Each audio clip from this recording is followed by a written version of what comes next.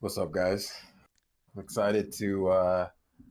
We're not even certain what this all means, but let's figure it out together. This is something that has never been done before. I've never seen anyone else do this. Right? Wow, this is crazy. Like we've Uh, been talking about value in this community in the academy for forever. right.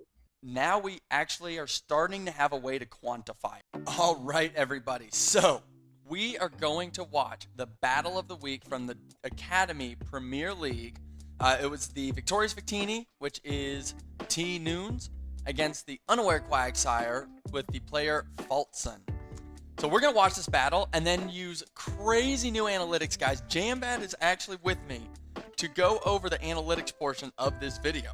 So I have developed brand new analytics. It's going to be super hyped. But first, guys, let's go ahead and actually watch the battle so that we just understand the context of what we're doing analysis on. So I actually have analytics on this exact battle, but we are going to start by just watching it. And I'm going to talk through it kind of as we're watching, but we're not going to slow it down. It's just going to be kind of looking. So I don't know a ton about this meta, to be completely honest. I'm not familiar with it because I never really played it. So the whole mega thing is like, what is going on? But it's still a Pokemon battle, and at the end of the day, it all comes down to value. You're gonna hear us harp on that just over and over and over. Unfortunately for Unaware Quagsire here, they did lose the speed tie in that they went first. Actually, I guess it kind of works out because they got their Landorus in, which denied value. So I guess that was good. This is a weird double to me. Like, I don't know why you doubled a Rotom there instead of just getting up free rocks. That said, that's humongous. T-Noons just gave their Landorus. So that's crazy. But now they do have rocks up, and there's no defog that I see at least. I mean, it could be on Landorus, but that was a pretty big Leaf Blade. I'm a little surprised. I mean, I understand the desire to double so that you don't let something like this come in for free. But just kind of interesting to me. Like, I don't know. I would have been tempted to click Leaf Blade again. Very unfortunate to click Shift Gear and then get nothing out of it. Lots of doubling happen. Like, I'm not going to go back, but we just saw tripling. Like, we just saw, swap. That said, Unaware Quagsire does have those stealth rocks up now, so we are going to start seeing chip, and kind of same deal. Don't know if I see a defog. I guess Rotom Wash has defog, doesn't it? So maybe that's their answer, but spoiler alert, rocks don't go down the whole time. That's why I have no idea who has defog, because I don't know that they do. Magearna is such a problem for Tapu Lele. Your Lele is just never going to break through that. It is apparently Assault Vest Magearna too, so I learned that from talking with Jam. And you see the Battle Bond activate on Greninja, making it just all kinds of stupid powerful, right? Like 399 base speed, just insane. Sacred Sword, and they have an Eye of Papa Berry, so they're actually going to live that, and yeah, they're going to force it out, okay. And they're going to do actually a fair bit to that. Like, that Rotom was pretty healthy before, but here comes that Ash Greninja ready to just eat Mons alive. And there's the Dark Pulse. Yep. No way to get around that. So the Scarf Kartana going to try to force it out, but there's that Rotom yet again. But now, I was going to say, now it's going to two-shot because no more recovery with Papa. So now it will take you out. But, T-Noons now knows you're locked in a Sacred Sword, so it's a free Magearna. Exactly. And here comes a free Volt Switch. Hidden Power. Okay, don't know about that one. Don't know about that. There goes your Magearna. That's really good for Unaware Quagsire. And I guess your Medichamp's not really outspeeding things at this point, so what's it doing, right? Go ahead and bring Kartana. They give up Greninja to see what you're going to lock into on the Unaware Quagsire. So here comes the Victorious Victini, and what do they click? Did they get the predict right? Yes, they do. Smart strike. They get it right. So that's going to take them out. If they actually just Tapu Lele doesn't live anything. Actually, I don't fully. Maybe it lives a Leaf Blade. So maybe they did need to do that. Unfortunately, I think Unaware Quag's only hope was to go first twice. And even still, because that thing's going to have something like Aura Sphere or Ice Beam okay, Ice Beam. Yeah. So I think they would have had to go first 2 times in a row on the speed tie, but they did not. So great game. Really close. Came down to 27% left on Latios, and that is it.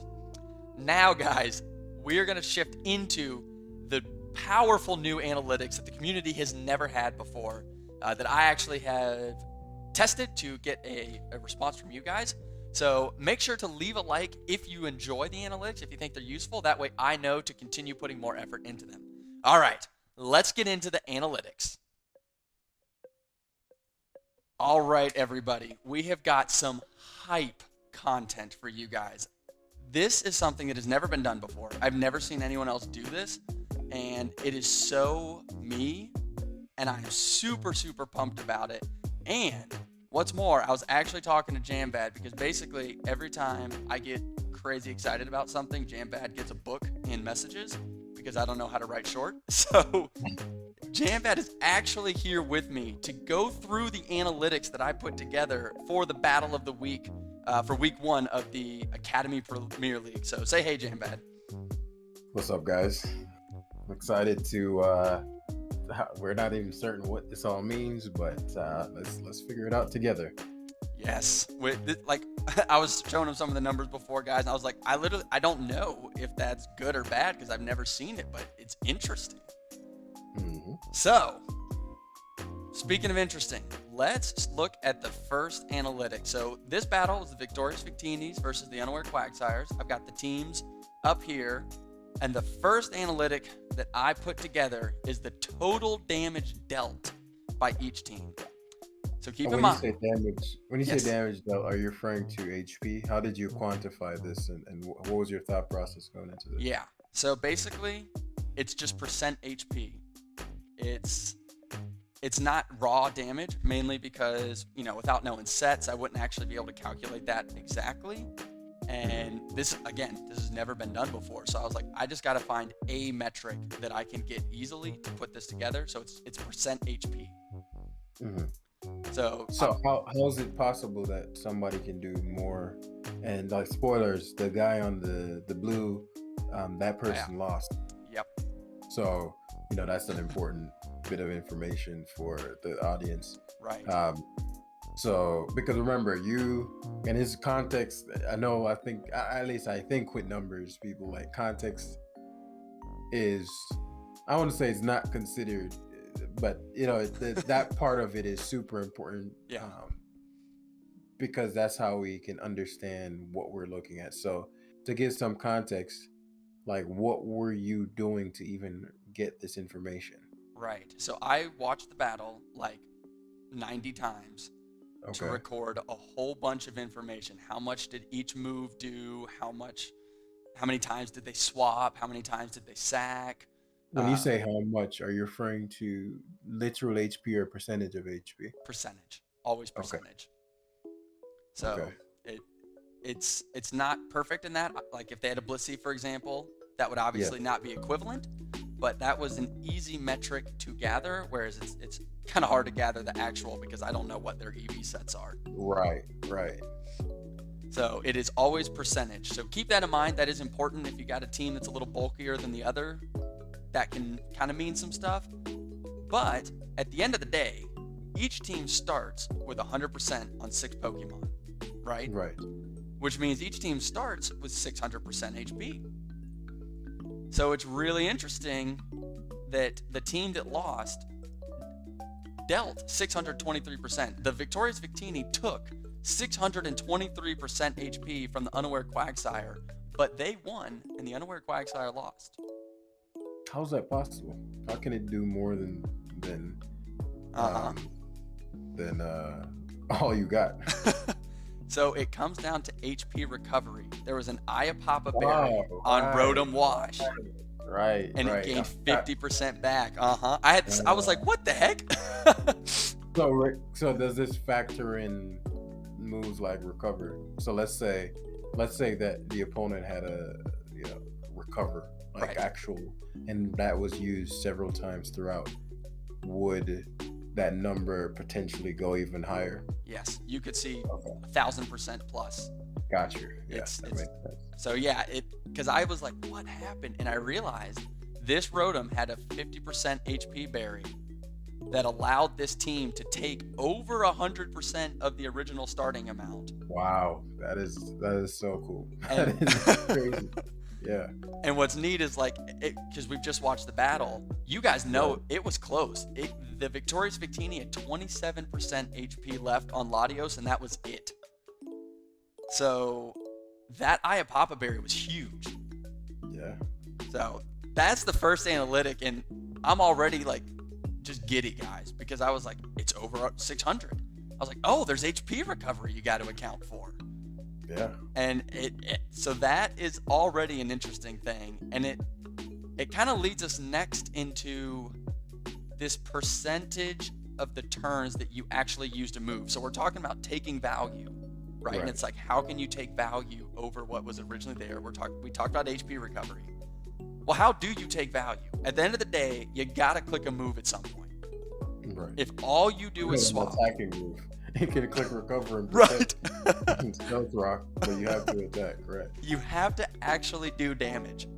So let me explain what these mean. The context, like you said, is key. Mhm. So percent turns move used. What that means is I went to the very end of the battle, and I tallied all the moves that Magirna used, Lando, all these Pokemon. And then what I did is I said, okay, I totaled the number of moves used on each team, and then compared it to the 29 turns that the battle actually lasted. So to provide a little context, if you get killed before your move gets off, it's going to count as a swap or sack because you didn't click a move. So kind of, to understand this metric, this is the number of times the move you clicked was used. So what's as a team. Right, as a team. So what's really interesting is, again, my gut says, hey, this guy used more moves than this dude because he had a higher percent turns move used, but he lost. So that's an efficiency thing. Right? Exactly. Man, you set me up so well, Jamvad. Because I was like, what does that mean? That means that they were getting more value per move than they were. Right. Wow. This is crazy. Like, we've been talking about value in this community in the academy for forever. Right. Now we actually are starting to have a way to quantify it. It's not perfect, but it's something. Right. Which is interesting because, to solve a problem in a unique and new way, right? So it's like, okay, well, what is beyond the shadow of a doubt a fact? Right. I can say switching, defending, and attacking. That's all you can do in Pokemon. That is a fact. Yes. Undeniable. So that would be a first principle of Pokemon, right? First principle of you need to, like you said, a first principle is you have to eventually take the value, right? You have to attack. Even if you lose all the PP and you struggle. Like if you indefinitely switch, the game will never end. Exactly. So you can never win if you don't attack. And stealth rocks, hazards, toxic, all these things are quantified as attacks. So that would be a first principle.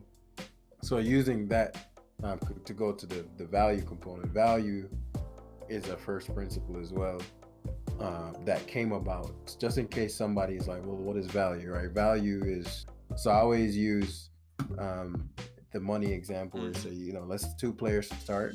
They all have their 6 Pokemon, and they all, let's say each Pokemon is worth $100. So if each Pokemon is worth $100, then each player starts with $600. We're just going to use money. Right. And so if I'm playing you, my goal is to take all your money, and your goal is to take all my money. And whoever does it first wins, right? Pretty simple. So the value there is what I'm taking from you. So if I take $100 from you, I just got $100 worth of value. You have 500, so I'm closer to beating you than you're to beating me. If you haven't taken any from me, and if I take another 100, you have 400 left. 300 after that, 200, 100, and if I take the last 100, you've lost. You win. And so that's the value. That's always being calculated in every battle. So when an opponent goes for stealth rocks, it's like, okay, value is going to be taken every time a Pokemon switches in, unless they have, heavy duty boots, magic guard, things of that nature. But you're always going to be taking value from the opponent. If you have things like, If I go for earthquake on the Magirna, that's a lot of value being taken from the opponent. So you can think of value as HP, but it's not always just HP. It can also be removing an item. It could be, pressure, right? Pressure is a good example. Right, I can have you stall out all your moves, but I never attacked you. Right. But now you can attack me. Right. You can't take value from me. So by definition, you've lost that exchange. So I don't want to overly complicate things, but it is important for the audience to understand what value is. So just think of it as money, and money's being exchanged every turn. Right. And you want to make sure that you're not losing as much as your opponent is. Exactly. And that's where that efficiency part comes in. It means this person, even though we started with the same amount of value, what they were doing with each turn was just better. I'll just use that word, better than what the opponent was doing, because they took more value technically, but they still lost. So that means the opponent needed less turns to beat the opponent, or I guess it's less. What would the word be there? Less attacking turns. Yeah, less I guess offensive turns. Yes, less offensive turns. Meaning he's actually clicking a move. Meaning, like, when I click a move, it matters a lot. But when the opponent clicked an attack, it mattered less. Yeah. Yeah, it's interesting because from a pure statistic standpoint, right? Like, so far, what we have seen is this guy dealt more damage, and they used attacking moves more often, but they didn't win. Right. So that tells you there's a fundamental difference in essentially value judgment. Even though they were attacking more, the value was not there. This person was getting more value despite... look at these numbers. This dude basically swapped half of the time. Swapped or had his Pokemon sacked. Right. But he used it efficiently enough that it didn't matter. Right. Which is just incredible. And to add a little bit of extra thing, right? This graphic here shows two of the three options a player has: attacking and switching. It doesn't show defending. Now in this game, there was no defending, there was no recovering. So this is a case where that didn't factor in. But I can see in the future the number being skewed because we're now factoring them using recover or using roost or just run infinite leftovers, because leftovers is one of those things that has no downside. Right. It doesn't like you don't have you only use it for 100 turns or something. It's infinite. Whereas like recovery moves aren't, items aren't, things like that. So I'm intrigued to see how this plays out when it's a game where there are recovery moves, because then the turns, percent turns move used thing, it looks different. It starts to it's adding two categories as one. Right, because now you're merging defending with attacking. Right, which actually brings me to the perfect segue. This is brand new, guys. So I chose to go with the principle of just get it out there and then improve it in the future. Right, and that's how you get anything done. You can get perfection stalled to infinity. I'm not going to do it unless it's perfect. So I chose not to do that here. And in this case, I knew there was no recover, so this is what I did. But Jamvad brings a great point. Like, a future improvement is, let's find a way to delineate between those. And that brings me to my ask. If you guys at the end of the video think, oh, he really missed something that could have been really crucial, or I would just love to see this, leave a comment so that I know what you guys would like to see in the future, and that can kind of help me think about what future additions to these metrics I might want to add. This is dope. But yeah, so this is so we've seen this guy dealt more damage, they used moves more, but we know now this person must have been more efficient because they won. So this is a breakdown I put together. I know Jamvad right now is like, what in the heck is happening? I can kind of discern, but this is even doper. Like, because this is This goes into a concept that I described from the two questions, right? What's your biggest value taker? That's usually how I word it, Right. to try to keep it within that. And so this is something that's literally showing, well, I mean, not because something dealt the most damage meant it was the biggest value Right. taker.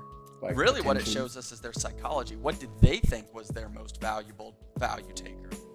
or even deeper, what did the opponent think?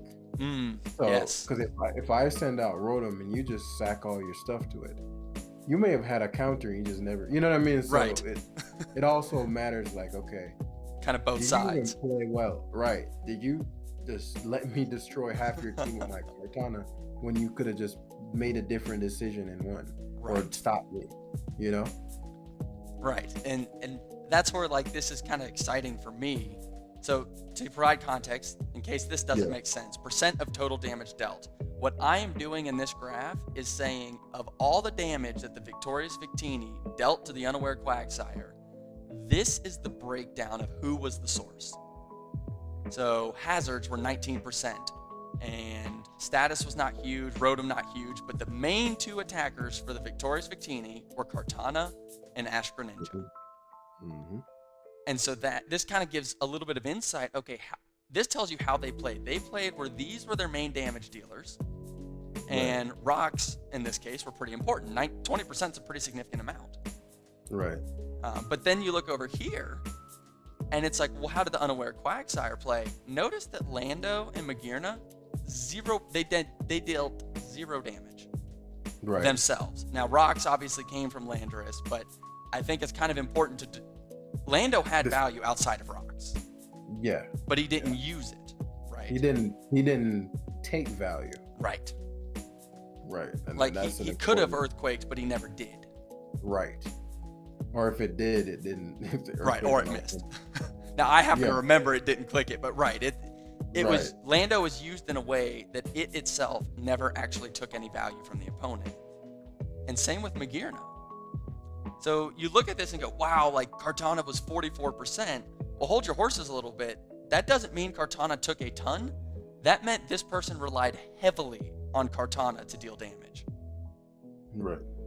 And then Metacham and Rotom Wash were kind of the main other damage dealers, which I think is interesting because Rotom Wash is not generally the most offensive. It's actually more of a defensive pivot. Right. So what does that kind of tell you a little bit psychology-wise? Like, they were using Rotom Wash somewhat offensively. Yeah. Meanwhile, Tapu Lele, like the poster child of offense, 2.9%. Well, it also tells you about, this is some context into the game. Mm-hmm. And tunes, and I always say tunes, and TN noon, whatever. T noons, whatever it is. TN. Yeah, let's use that. TN from now on. He allowed Landorus to get one shot from full in the early turns. With the Hydro Pump. Right, which allowed Rotom to, like, if you look at it from a damage dealt perspective, you know, huge taking out buff. an entire Pokemon, it makes that look big. It can make it look a little misleading because it's like, well, Rotom was probably just beating him over the head. But also, because Landorus is gone, and if you know anything about Landorus, it's immune to electricity. That meant that Rotom can Volt Switch, so that little bit of extra value gets racked up, to where it is, you know, the second heaviest hitter, even though it technically could hardly kill anything on the opponent's team. Right. But now it's opened up because from a value perspective, this person still has to be afraid to click Volt Switch at that point. Right. Whereas this person's like, I get position every single time my Rotom comes in and chip. Right. And that's valuable. Right. And Lele's low percentage is also due to the fact that there's almost a hard counter. Yes. Right. In Magearna. So there's so many things that come out. It's never a one person, like, meaning to say, like, okay, it says something about their psychology. It also says something about the opponent. It's symbiotic, right? Yes. So I said stats lie, even mine. Right. So that's why I'm adding the context for the viewers who didn't see the battle. So they're like, oh, what does that mean? it doesn't necessarily mean that the Rotom was the biggest threat. It only meant that the Rotom may have gotten an important kill. It doesn't mean that Rotom is more threatening than Lele. It just meant the opponent may have had a stronger Lele answer in an assault vest Magearna. Like that's Lele is just gonna have a very difficult game until that's almost dead. Right, and I'm glad you brought that up because I suggested earlier that Iapapa Berry on Rotom Wash was crucial. I'm going to play the clip for you guys right now. What happened is because there was an Iapapa Berry here, they had a Kartana in with Sacred Sword, and it would have two-shot, but Iapapa Berry put Rotom Wash out of range. And what happens is the Unaware Quagsire, not wanting to risk their Kartana, which still had a massive amount of value left, they swap into their 70% HP Rotom Wash on the opponent's Rotom Wash. What happened is the 70% Rotom Wash gets chunked down to 33%, while the Victorious Victini get Ash Greninja back in. And so it reached a point where I was like, oh, well, Rotom Wash at 33%, it's burned, there's Stealth Rocks, this thing's no longer valuable. They sack the Rotom Wash to Ash Greninja. But, like Jam was just saying, this Lele had a huge counter in Magearna. And if I was the Unaware Quagsire, and this was not Iapapa Berry, I would have killed their Rotom Wash with the second Sacred Sword, and when Ash Greninja came in, I would have sacked Lele, which I knew was going to be useless because Magearna had like 70%, and I would have kept my 70% HP Rotom Wash so that when the opponent's Kartana came in later, I had something that could live one hit and attack. Right. So but because of that Iapapa Berry, they were in a spot where they felt like they needed to switch to their Rotom, which essentially gave up their a key answer to Kartana. Right. So it all gets down to that value, and it would have been great to sacrifice Lele for free because you knew it was useless, but because of Iapapa Berry, it wasn't really a free sack. If you see what I'm saying. Yes, and as Ninjack said, it all comes down to value, and it's important in particular, just given your journey. You know what I often see, and this is just a human trait, right? You know, I do it in other areas. Is that sometimes we just want something other than the truth, right? And so that means ultimately all Pokemon is attacking, defending, and switching. Right. That's it. That is it. So then the question then comes up, well, you know, if that's all it is, and the best player in the world and the worst player in the world only has those three options, right? Now there are variables like their team, but for the most part, let's say there's an even matchup. Who wins is based on those exact three options, and both players have them. So the best players in the world don't have a random fourth thing that they can do that you know, new players don't have access to. They do the exact same action. So if that's true, what separates the top player from somebody who's not performing well? We're going to focus on the skill half of it because there's a player half as well, but we're going to focus on the skill set half. It comes down to knowledge, skill, and awareness. Do you have as much knowledge, do you have as much skill, and do you have the awareness to use both? Right. And so you didn't ask, well, you know, what's the point of knowledge, skill, and awareness? And it's to take value efficiently. And so to put that in one sentence, a Pokemon battle is attacking, defending, and switching in order to take value. And the best way to take value, the most efficient way to take value, is having high knowledge, or at least higher than your opponent, higher skill, and higher awareness. That is it. Those are the only three things you need to fundamentally know. Now, going back to, you know, people want an answer other than the truth. When you're actually training, you may see other things that is like, oh man, but I want to know how to do that. I also want to know how to double, triple switch, triple, you know. Then it's like, yes, that will come, but you must master those three. They must fundamentally practice and ingrain those three things. Do you know when to attack, defend, and switch based on knowledge, skill, and awareness in order to take the most value possible? Can you do that? Do you understand that? Are you always thinking about that? If that's not the case, you're not going to go very far, or your results will fluctuate.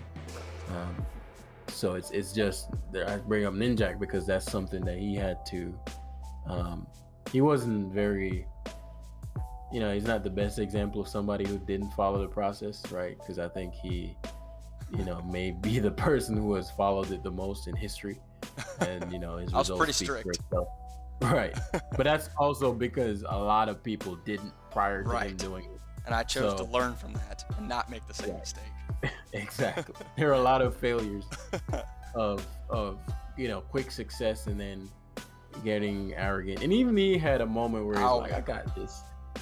So it's not as if even the most teachable person of all time, Ninjack, had his moment.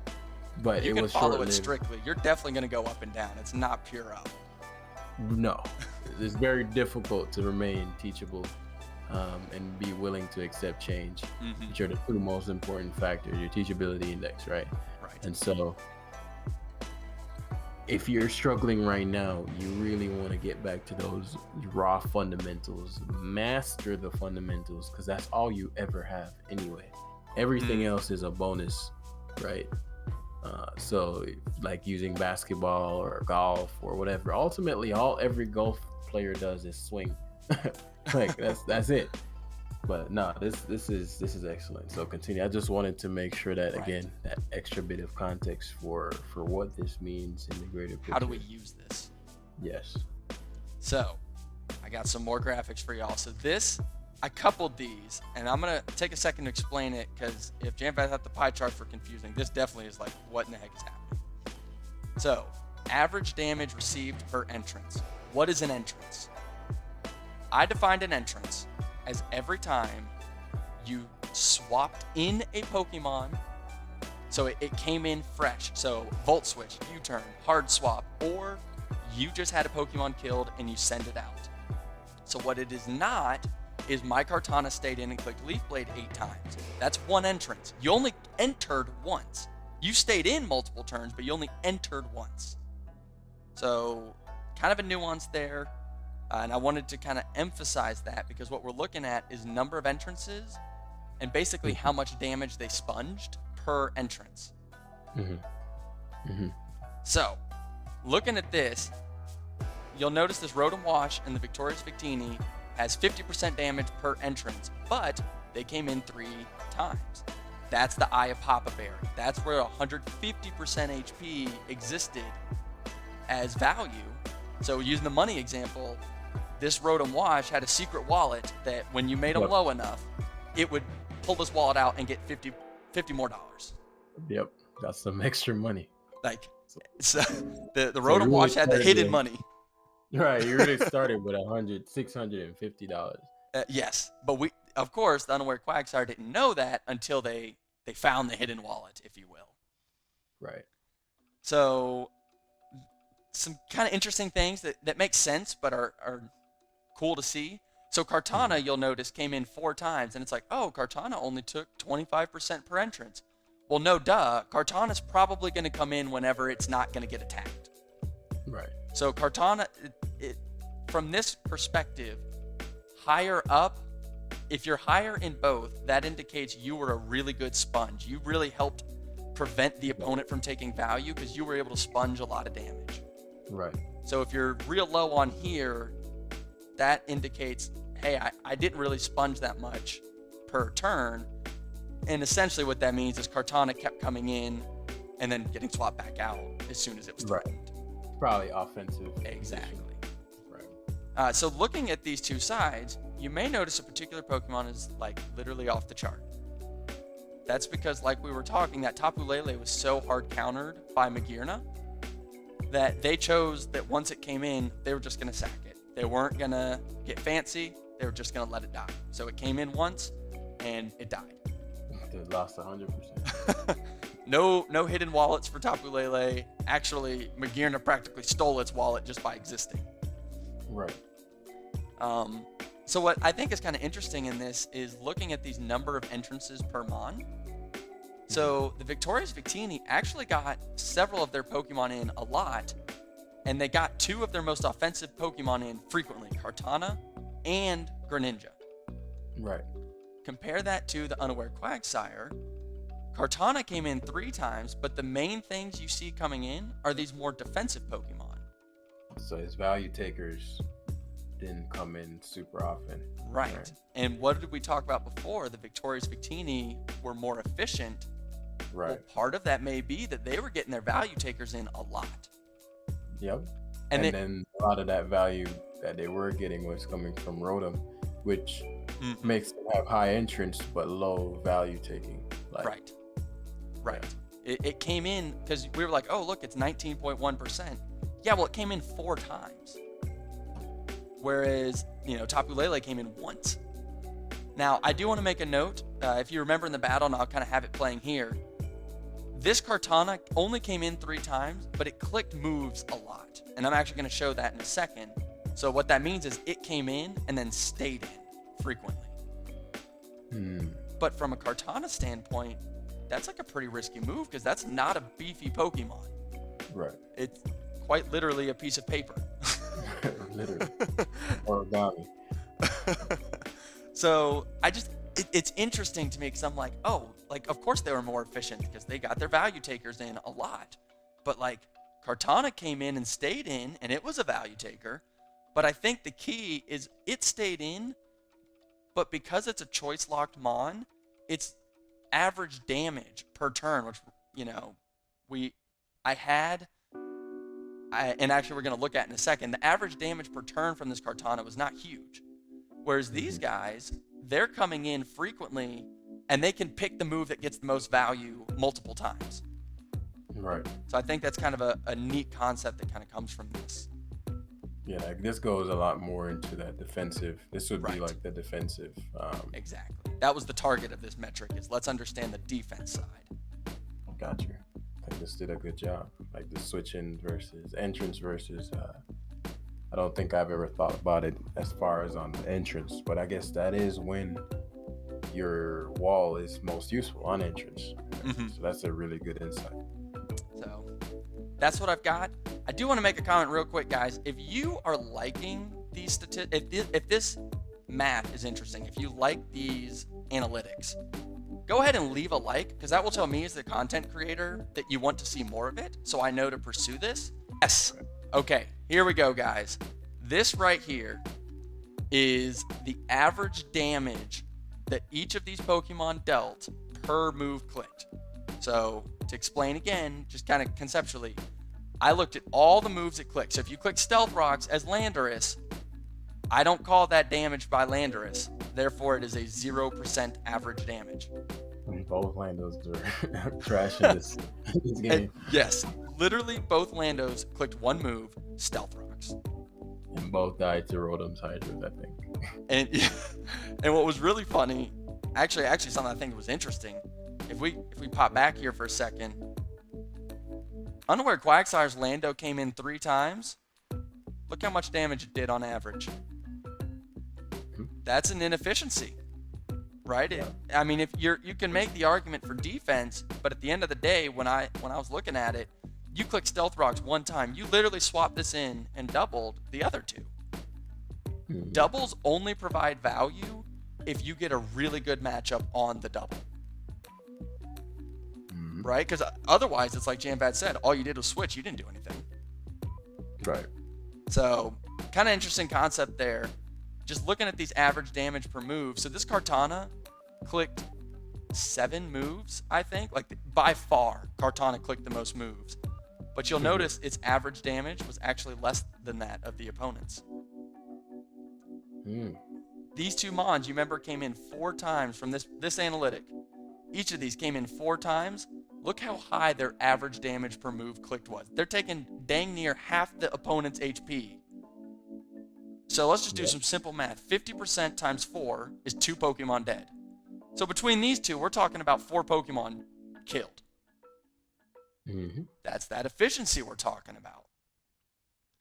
Right? And honestly, this Latios probably could have done more, but it wasn't necessary. It only had to click 1 move by the end.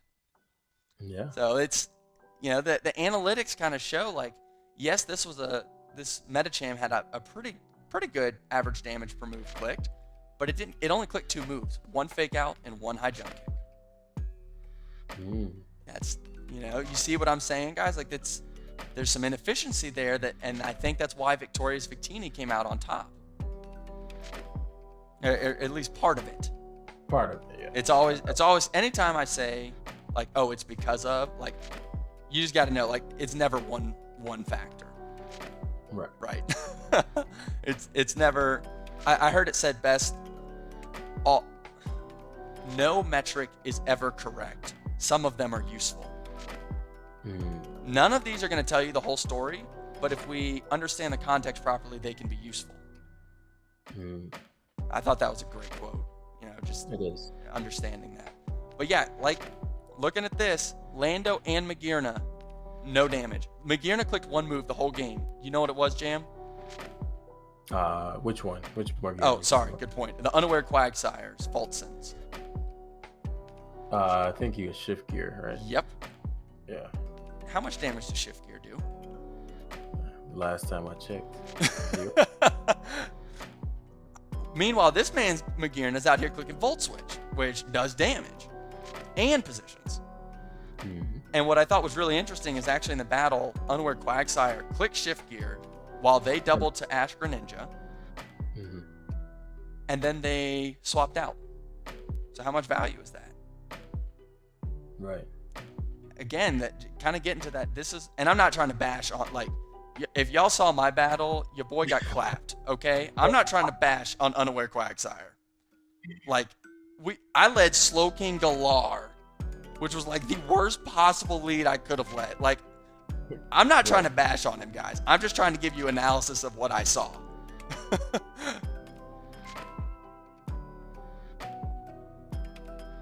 Let me know in the comments if there's anything I missed that you guys want to see that I didn't talk about or didn't have on here.